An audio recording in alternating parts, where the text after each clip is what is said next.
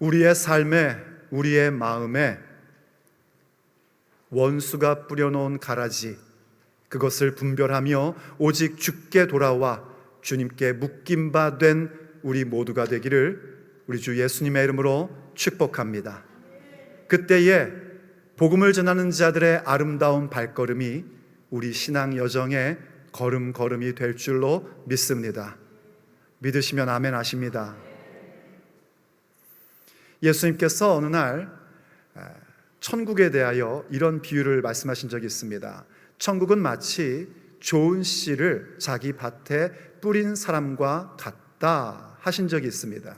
그때 그 천국은 우리가 나중에 가야 할 아버지의 집 본향 천국을 얘기하는 것이 아니라 오늘 우리에게 임한 하나님의 통치와 다스림에 대한 말씀입니다.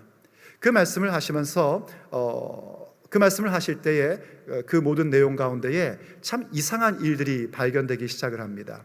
바로 그렇게 주인이 좋은 씨를 뿌렸는데 이 씨가 자라서 추수가 가까워질 때 가만히 보니까 가라지가 같이 있는 것입니다. 그래서 종들이 주인에게 묻습니다. 주님, 좋은 씨를 뿌렸지 않습니까? 그런데 도대체 이 가라지가 어디서 온 겁니까? 그러자 주인이 대답합니다. 원수가 그렇게 하였구나. 바로 그 좋은 씨를 뿌리던 그날 밤에 원수가 가만히 와서 가라지를 덧뿌리고 가버린 겁니다. 그래서 알곡을 자라는 가운데 가라지도 함께 있었던 거죠. 종들이 얘기합니다. 주님, 뽑기를 원하십니까? 저희들이 뽑을까요? 주인은 말합니다. 아니다. 그냥 두어라. 혹시 너희들이 가라지를 뽑다가 알곡도 상하게 할까 염려된다 하셨습니다. 추수 때가 되면 전부 다 거두어서 알곡은 곳간에, 가라지는 불로 태워버릴 것이다. 그래서 종들은 주인의 지혜와 타이밍을 믿으며 추수 때 분명히 모든 것이 밝혀질 그때까지 기다리기로 합니다.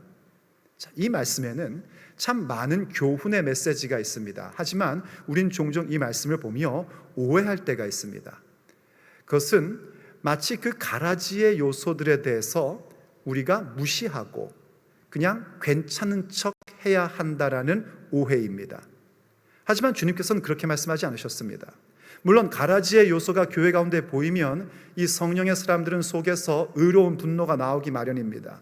그래서 우리가 내 능력이나 나의 노력과 나의 열심으로 뽑아버리고 싶은 마음이 생기죠. 주님은 그것을 금지시키신 것입니다. 그리고 분명히 보이는 게 뭔가 주인도 종들도 가라지는 가라지로 분별할 줄 알았다는 겁니다. 가라지를 가라지로 인식할 줄 알아야 됩니다. 그것이 우리에게 꼭 있어야 할 부분입니다. 왜냐하면 그 가라지를 그냥 둔 상태에서는 결단코 성령의 열매가 맺혀지지 않기 때문입니다. 그래서 우리는 가라지를 가라지로 구별할 줄 알아야 되고 그 가라지를 볼 때에 내가 과연 어떠한 마음가짐을 가져야 할지를 알아야 합니다. 오늘 본문이 바로 그와 같은 현상을 우리에게 보여줍니다.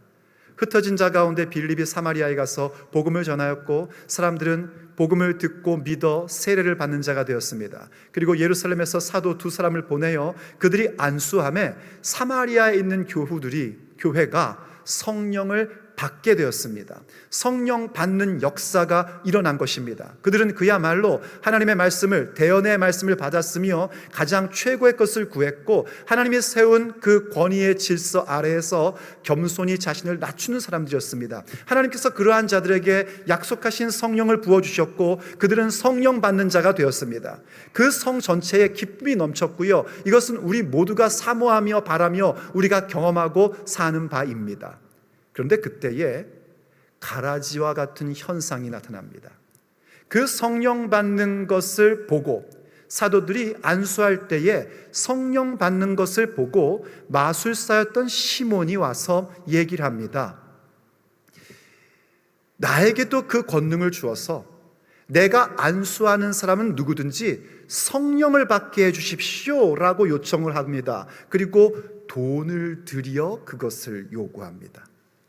아니 지금 성령 받는 현장에서 성령 받는 것을 보고 자기도 성령 받기를 원해야 되는데 그걸 원하는 게 아니라 성령을 주는 자가 되고 싶다는 것입니다. 그가 전에 마술사 할 때에 그 마술을 배우기 위해 돈을 들여서 배워서 그곳에서 많은 영향력을 과시하고 자기의 위치를 가졌던 그 모습이 불쑥 가라지로 드러나게 된 것입니다.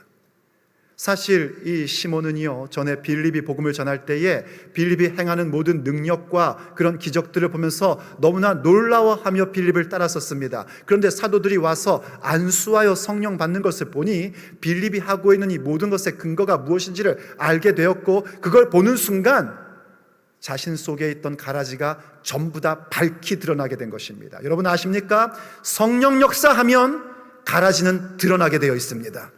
성령께서 임하시면 우리 속에 있는 더러운 것들은 반드시 노출되게끔 되어 있습니다. 바로 지금 시몬 가운데 그게 노출된 것입니다. 그래서 그가요, 성령 받기를 사모하는 것이 아니라 성령을 주는 자의 위치에 서서 자기가 드러나고 자기의 영향력이 다시 이루어지기를 원하는 그런 모습을 오늘 보여주고 있는 것입니다. 여러분, 이 모습은요, 안타깝게도 오늘 우리에게도 존재합니다. 성령 받는 것을 보고 있을 때에 나도 성령 받고 나도 성령의 사람이 되고 싶은 그러한 마음이 아니라 오히려 그 모든 과정 속에서 내가 드러나기를 원하고 자기 영향력을 발휘하고 싶고 나의 출세욕과 권세욕, 그것도 돈을 가지고 하는 것 말입니다. 그것을 가려고 합니다. 바로 돈을 들여 하는 것. 여러분 아십니까? 영어에 사이몬이라는 그런 표현이 있습니다. 이 사이몬이라는 말은 언제 쓰는 것이냐면 돈으로 성직을 사는 것, 혹은 돈으로 교회의 어떤 특권을 사가지고 뭔가를 누리려고 하는 것을 사이몬이라고 합니다. 시몬의 영어 이름은 사이몬입니다. 거기에서 유래되어 면죄부를 팔던 현상도 사이몬이 현상이라고 그렇게 얘기를 합니다. 그런 요소들이 우리들 가운데도 있단 말입니다. 교회 안에서도 있고 또 나의 내면에서도 존재합니다. 바로 그러한 현상들이 성령님의 역사로 말미암아 우리에게 보여질 때 우린 과연 어떻게 해야겠습니까? 우린 과연 어떤 반응을 가져야 할까요? 오늘 우리가 함께 듣고 분명히 기억해야 할 주님의 메시지입니다. 첫째, 그 가라지의 현상이 보일 때 우리가 먼저 해야 될 것은 마음의 의도를 분별해야 됩니다. 내 마음, 그리고 이 교회 공동체 가운데 있는 사람들의 마음의 의도가 무엇인지를 분별할 줄 아셔야 됩니다. 여러분 아십니까? 성령 받은 자, 성령 체험 정도가 아니라 성령 받은 사람도 실수할 수 있습니다. 성령 받은 사람도 성령의 충만함을 놓칠 때에 외식하기도 하고 또 심하게 다투기도 합니다. 성경은 우리에게 그걸 보여줍니다. 성령 받은 사람들도 그렇게 충만함을 놓치면 실수할 수 있습니다. 하지만 지금 이 마술사 시몬이 보여준 건 그게 아닙니다. 그의 의도 자체가 잘못된 겁니다. 그 마음 자체가 삐뚤어져 있는 것입니다. 사람이 뭔가 실수한다는 것과 그 마음의 의도가 어그러져 있다는 것은 완전히 다른 것입니다. 그래서 베드로 사도가요, 그 시몬이 한 이야기를 듣고 그렇게 분명하게 분별하여 말해준 것입니다. 왜냐하면 그렇게 악한 의도, 잘못된 의도를 갖고 있는 생각과 마음을 그냥 두면 멸망으로 가기 때문입니다. 성령의 사람들은 결단코 가라지를 보고 그냥 괜찮으려니 하지 않습니다. 반드시 분별하여 밝힙니다. 한번 본문으로 돌아가 보십시오. 오늘 본문 20절에서 이렇게 얘기하고 있습니다. 베드로가 이르되 네가 시몬 네가 하나님의 선물을 돈 주고 살 줄로 생각하였으니 내 은과 함께 네가 망할지어다. 여기 은은 돈을 얘기하는 거죠. 그러면서 얘기합니다. 하나님 앞에서 내 마음이 바르지 못하니 이 도에는 내가 관계도 없고 분깃될 것도 없느니라. 시몬의 생각이 완전히 잘못된 겁니다. 그의 의도 자체가 어그러져 있는 것입니다. 하나님과 상관없는 존재가 되어버리는 겁니다. 돈으로 하나님의 귀한 것을 사려 하고 그것으로 어떤 위치를 얻으려고 하는 것은 이건 완전히 잘못된 것입니다. 교회 가운데에 뭔가 자기의 뜻을 펼치려고 하고 자기의 생각과 자기를 돋보이게 하려는 것은 완전히 잘못된 의도인 것입니다. 그 의도 자체가 잘못돼 있단 말입니다. 그때 베드로는요, 그것을요 그냥 그럴 수 있지 뭐 어떡하겠나 하고 덮어두려 하지 않았었습니다. 괜찮다고 하지 않습니다.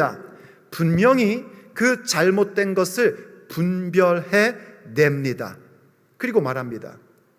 내 돈과 함께 내 은과 함께 내가 망할지어다. 그때 그 망하라는 얘기는요 완전히 지옥 가라 이런 얘기가 아닙니다. 지금 시몬이 갖고 있는 그 가라지의 요소, 그 잡초와 같은 생각이 얼마나 무서운 것인지, 얼마나 위험한 것인지를 깨닫게 해주는 것입니다. 여러분, 우리가 가져야 될 게 이겁니다. 지금 성령 충만한 사람, 성령의 사람인 베드로가 하는 행동을 보십시오. 그 시몬의 가라지의 요소, 그것이 보여질 때에 그냥 넘어가지 않습니다. 괜찮으려니 하지 않습니다. 그냥 덮어주자, 야 좋은 게 좋은 것 아니냐, 이렇게 하질 않았단 말입니다. 교회 가운데서 그런 가라지가 보인다면 여러분, 우린 그냥 덮어놓으면 안 됩니다. 그게 가라지임을 분별하셔야 됩니다. 정죄하라는 게 아닙니다. 분별하시란 말입니다. 이것은 하나님이 심어놓은 씨가 아니다. 원수가 덧뿌려 놓은 가라지다. 이걸 분별할 줄 아셔야 됩니다. 그리고 선언하셔야 됩니다. 그것은 악한 의도다. 더 문제는 뭐냐면 우리의 마음 가운데 있는 가라지입니다. 그게 교회 가운데서 다른 사람들이 행하는 것을 볼 때는 잘 볼 수 있죠. 그런데 더 심각한 건 내 마음 가운데 있는 가라지 말입니다. 내가 어떤 봉사를 하든 어떤 일을 하든 무엇을 하든 그 내 마음의 의도 자체가 악한 것이요, 그것을 여러분들이 발견하셔야 됩니다. 그리고 그것을 발견할 때에 절대로 이러지 마십시오. 뭐 어떡하란 말인가, 나 하나 인간에 불과한데, 아이 나만 그런 거 아닐걸, 다 그럴 거야, 목사님도 그럴걸, 이러면서 그냥 넘어가려고 하지 마십시오. 반드시 그것은 가라지임을 분별하셔야 됩니다. 어떻게 그게 분별될까요? 그것을 분별할 수 있는 방법은 우리에게 한 가지밖에 없습니다. 성령님의 능력으로 말씀 앞에 나를 노출시키는 것입니다. 성령님의 도움을 받아 말씀 앞에 나아갈 때에 그 말씀은 우리 속에, 내 속에 감추어져 있는 그 모든 가라지들을 전부 다 드러나게끔 해주십니다. 바로 히브리서 4장 말씀이 가르쳐주는 바가 그런 내용의 말씀입니다. 히브리서 4장 12절 말씀을 보십시오. 하나님의 말씀은 살아있고 활력이 있어. 경험하신 분들은 아멘 하십니다.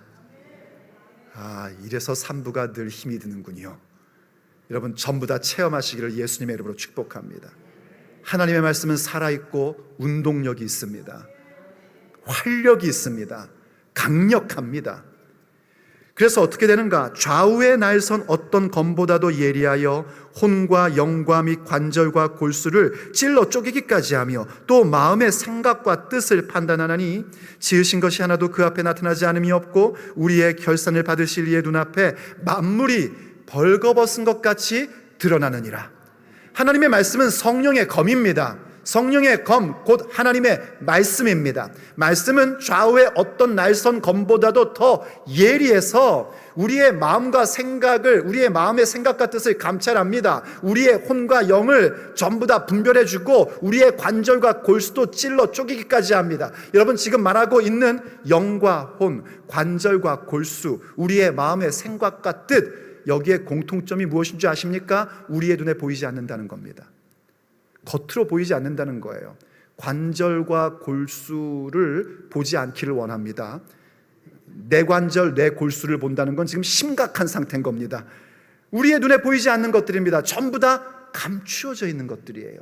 그런데 하나님 말씀은 어떤가? 이 감추어져 있는 것들을 전부 다 만물이 벌거벗은 것 같이 주님 앞에 드러나는 것처럼 전부 다 드러나게 하시는 것이 하나님의 말씀입니다.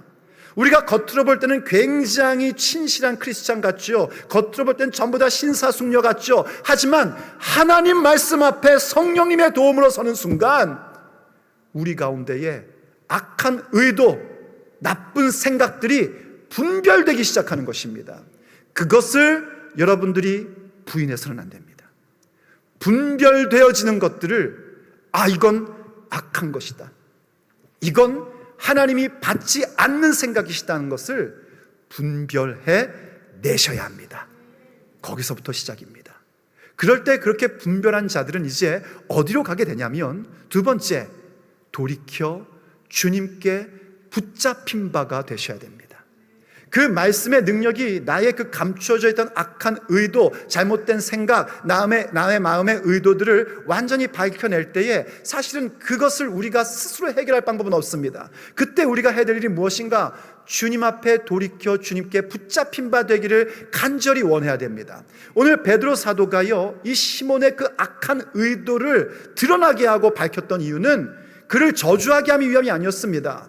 그에게 회개할 기회를 주기 위함이었습니다. 오늘날 목회자들이 말씀을 증거하며 여러분의 마음 가운데 뭔가가 찔리게 되고 뭔가가 밝혀지게 되는 것은요, 여러분들을 죽이려고 하는 것이 아닙니다. 여러분을 쫓아내려고 하는 것이 아닙니다. 여러분들에게 회개하여 주께로 돌아오는 삶을 주고자 하는 목회자들의 마음입니다. 그것을 아셔야지 됩니다. 그래서 베드로가 다음과 같이 얘기한 겁니다. 다시 본문 22절로 가보십시오. 그러므로 너의 이 악함을 회개하고 주께 기도하라. 혹 마음에 품은 것을 사하여 주시리라. 내가 보니 너는 악독이 가득하며 불의에 매인바 되었도다 하고 얘기합니다. 시몬을 보니 너무 안타까운 겁니다. 그래서 돈 가지고 뭔가 다시 그 맘모니즘 가지고 뭔가 자신의 영향력을 과시하려고 하고 어떤 위치에 서려고 하는 그 모습을 볼 때에, 야, 너희 돈과 함께 망할지어다 했던 이유가 뭔가? 바로 이 말씀 주기 위한 겁니다. 너 지금 마음이 악해, 잘못돼 있어. 그러니 회개하고 주께 기도하라 합니다. 이게 가장 중요합니다. 여러분, 회개하라, 회개하셔야 됩니다. 회개라는 것은요, 후에 깨달아 돌이키는 걸 얘기하는 겁니다. 오늘 좀 그 성경 언어를 얘기해야 되는데, 회개라는 단어는 원래 메타노이아라는 단어입니다. 그 메타노이아라는 단어가 메타, after, 노이아, knowing, 후에 알다, 알고 난 후, 이런 의미를 갖고 있는 겁니다. 나중에 알지 않습니까, 우리가? 그럼 어떻게 해야 되는가? 돌이켜야 됩니다. 그 악한 생각과 악한 의도에서 돌이켜 주님께로 향하여 나가야 됩니다. 그래서 돌이켜 회개하고 주께 기도하라 그랬는데요, 여기 기도하라는 단어는요, 우리가 일반적으로 기도하면 하나님과의 대화, 하나님과의 교제, 하나님을 예배함, 이런 용어로 쓸 때 기도하라라는 게 있습니다. 그때 그 기도하라는 단어는 프로스코마이라는 그런 단어를 씁니다. 그런데 오늘 여기서 얘기하는 기도하라는 단어는 프로스코마이가 아니라 데오마이라는 단어입니다. 그때 그 데오마이라는 단어는 어떤 의미냐면 간청하다, 간절히 구하다, 그런 의미를 갖고 있는 기도라는 단어입니다. 그러니까 여러분, 왜 우리가 좋아하는 빌립보서 말씀 보면 기도와 간구로 감사할 것을 구하라, 이런 말씀 있지 않습니까? 그때 그 기도와 간구 가운데에 간구에 해당하는 단어입니다. 그런데 참 그 신비롭게도 이 데오마이라는 단어의 어원에 그 듀라는 단어가 있는데요, 그 듀라는 단어가 무슨 뜻이냐면 묶다, 매다, 이런 의미를 갖고 있는 겁니다. 그러니까 지금 베드로가 시몬에게 회개하여 주께 기도하라는 말은 풀어 얘기하면 어떤 얘기인가? 너의 그 악한 마음의 의도로부터 돌이켜서 주께 나와 주님 앞에 간구하여 주님께 매인바 되라 하는 말씀입니다. 우리가 우리의 마음 가운데 악한 의도, 가라지의 요소가 보일 때 우리가 해야 할 일이 무엇인가? 성령 받는 것을 보고 있음에도 불구하고 여전히 그 가운데 가라지 같은 사람들이 있을 때 우리가 가져야 될 태도가 무엇인가? 다른 것이 아니라 오직 주님께로 돌이켜 주께 간절히 구하여 주님께 매인바가 되어야 합니다. 그럼 어떻게 한다고 합니까? 혹 주께서 너를 사하여 주시리라. 이 말씀이 굉장히 오해하도록 번역한 것인데요, 여기에 혹이라는 말은 용서해 주실 수도 있고 아닐 수도 있고 그런 의미가 아닙니다. 이것 역시 또 성경 원문을 보면 AR라고 해가지고요, 두 개의 접속사가 붙어 있는 겁니다.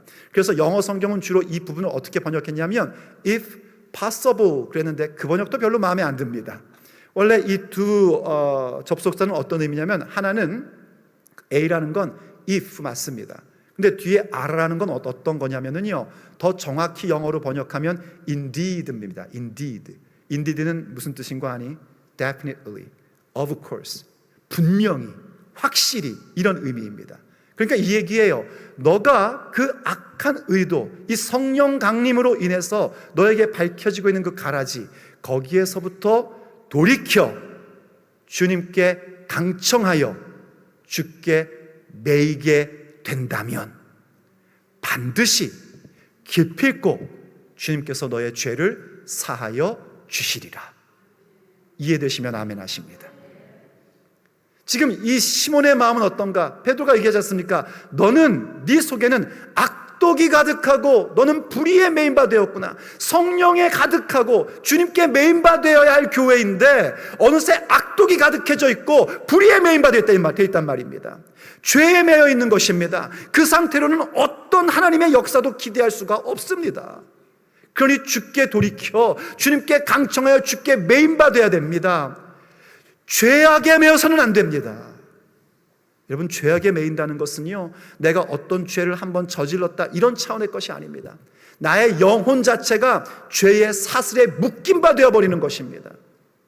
하지만 주님께 묶임만 된다는 것은 전혀 다릅니다. 죄의 사슬에 묶이면은요, 우리는 아무것도 할 수 없습니다. 완전히 굴레 속에서 헤어나오지 못하는 자가 됩니다. 하지만 주께 매인 자들은 참된 자유가 무엇인지를 알게 됩니다.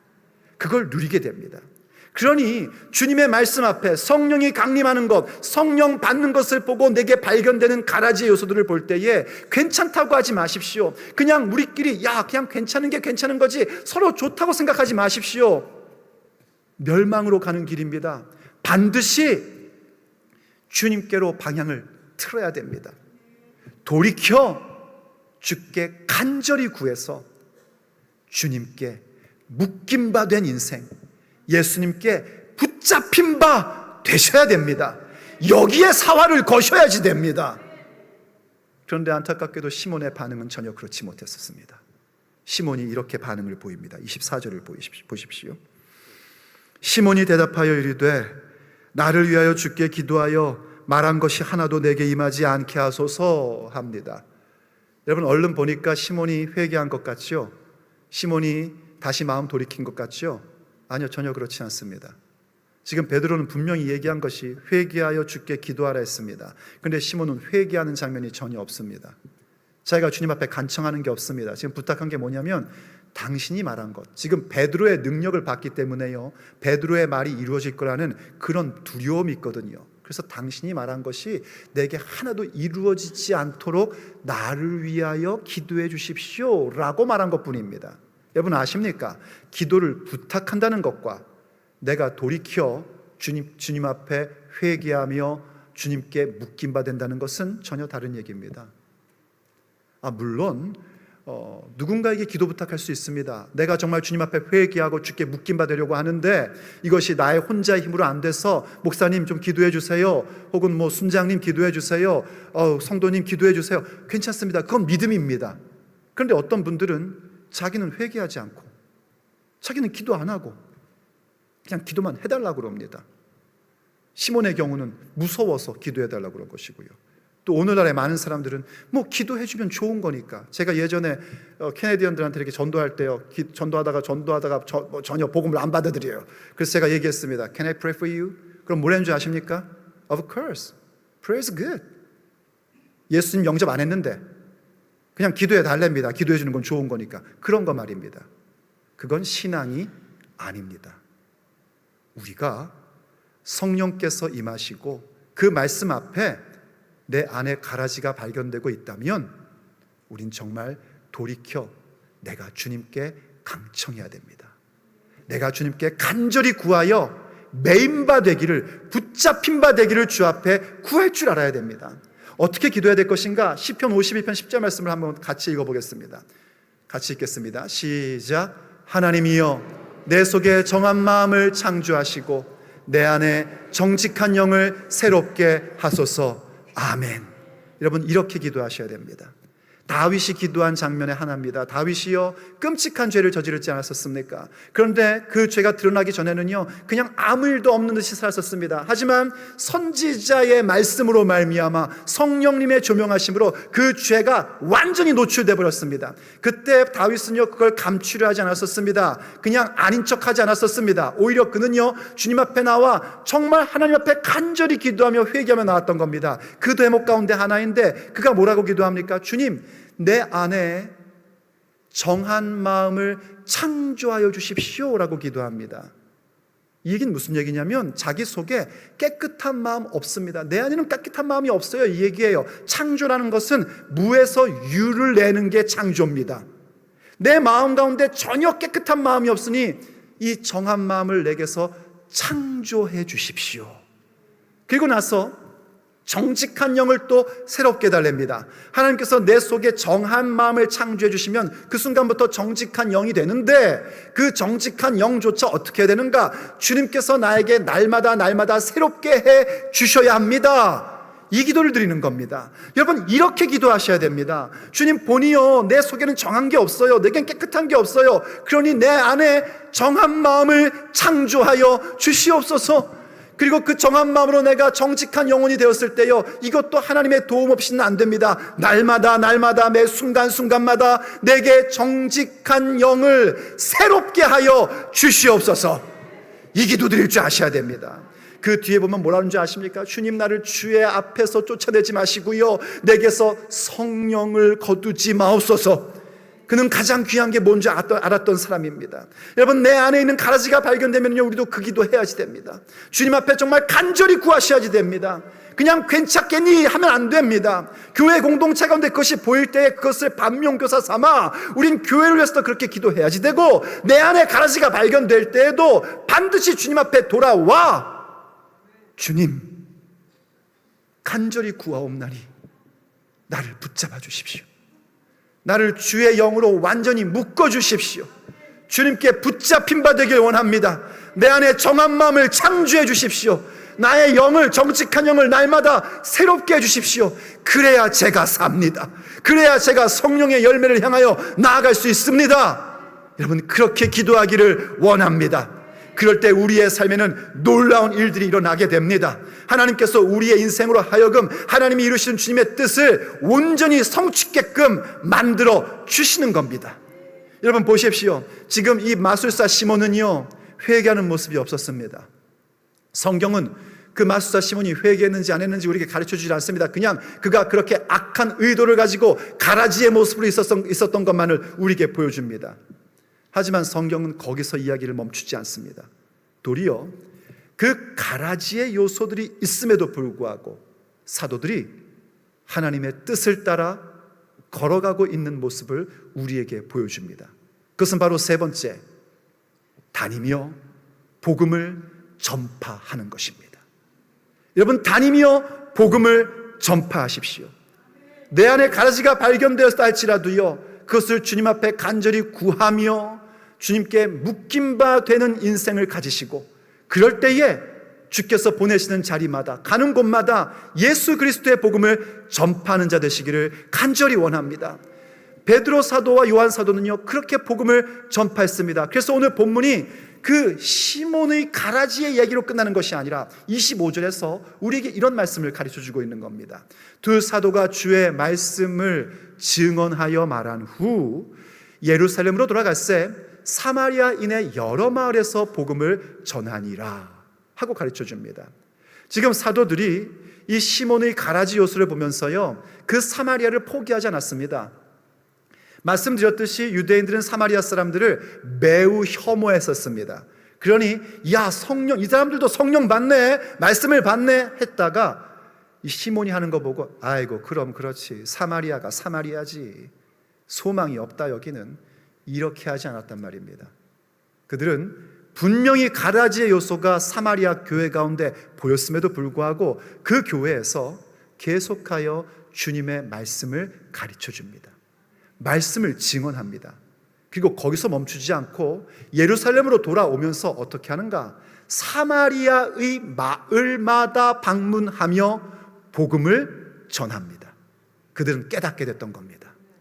우리 주님의 뜻이 무엇인가?